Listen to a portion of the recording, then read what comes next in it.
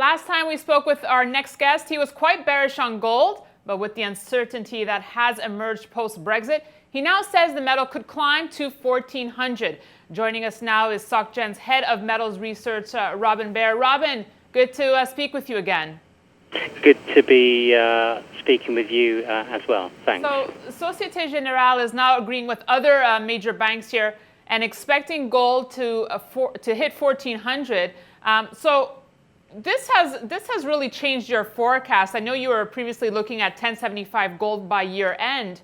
How has the picture really changed here fundamentally for you, Robin? I think the heightened uncertainty for a extended period is something that will support gold. We've already seen quite widespread, pretty heavy volume buying of gold since early Friday morning European time, just after the it looked as if the out campaign was going to win.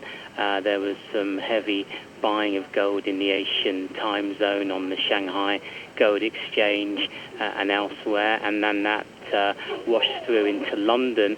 And I think Brexit and the events likely to take place in coming weeks and months all suggest to us that gold will remain underpinned and could well trade towards the $1,400 level, particularly as risky assets are getting hit quite severely. By that I mean the equity markets are down, the Dow is down another couple of percent or so, and obviously other asset classes getting hit. Is 1,400 what you're looking at for year end or short term here?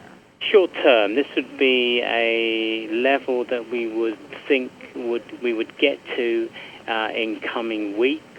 Whether that remains a level by year end, to be honest, I don't know. I don't think anybody can really forecast what's likely to happen because of the so many uncertainties that we're faced with. It's really hard to call gold levels, as you say, Robert, in this really uncertain environment. So you're based in London. Tell us a little bit about what the sentiment is like right now for you.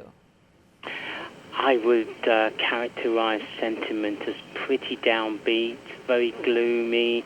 I think fearful as well, because some of the worst expectations that people had if the Leave campaign was successful, and indeed it's been successful. So I think people's worst fears are coming to bear. We're already seeing that in terms of the global stock markets are down, other financial markets are in turmoil. Our currency as well, the pound sterling, has lost a tremendous amount in just the last 48 hours or so. So if this is the beginning of a fairly cataclysmic period, then I think fearful is probably quite a good way to characterize it. We don't know what's going to happen.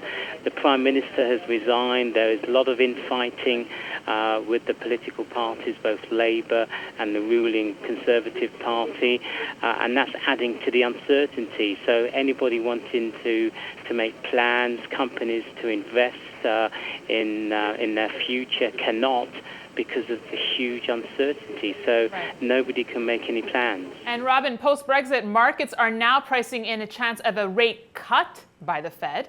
Although only 3% see the chance of a rate cut in July, the markets are now pricing in a 20% chance in September. What's your take on this? This is a reason why we have revised our view from, as you've mentioned, from being fairly bearish to more neutral or even mildly bullish, because we were bearish on gold because we thought the Fed would hike maybe 2-3 times this year. Now, if you say to me they're not going to hike, not even in September or December, so no rate hikes at all, you've got to be friendly to gold, because gold has a cost in holding it, a so-called opportunity cost.